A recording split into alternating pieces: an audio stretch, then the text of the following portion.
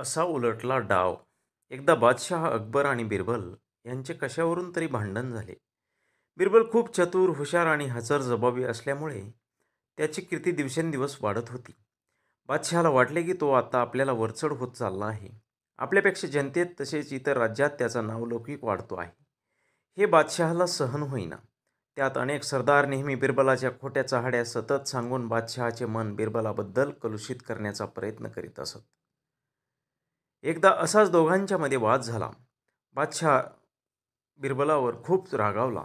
त्याला वजीर पदावरून काढून टाकावे असे त्याला वाटले. पण बिरबलाला स्पष्टपणे तसे सांगणे बादशहाला जमेना. त्याला एक छान युक्ती सुचली. त्याने दुसऱ्याच दिवशी दरबार भरवला. सारे दरबारात आले. बादशहा म्हणाला, आज मी बिरबलाच्या नशिबाची परीक्षा घ्यायचं ठरवलंय. मी 2 चिठ्ठ्या तयार केल्या आहेत.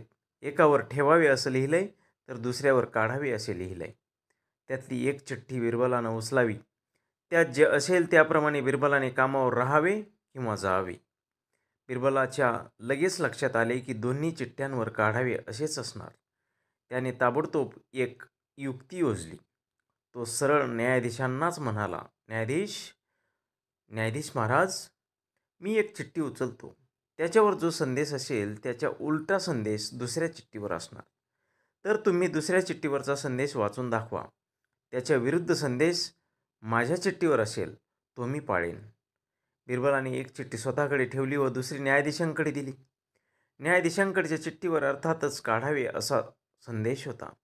न्यायाधीशांनी ठरल्याप्रमाणे त्याच्या विरुद्ध अर्थाचा ठेवावे असा संदेश बिरबलाच्या चिठ्ठीवर आहे असं सांगितलं. बिरबल समाधानाने खुशीत हसला. बादशहा मनातल्या मनात खूप चडफडला. त्याचा डाव त्याच्यावरच उलटला होता. पण बादशहाला मनोमन बिरबलाच्या चतुराईचे व हुशाराचे खूप कौतुक वाटले व त्याचा बिरबलावरचा राग पूर्णपणे गेला.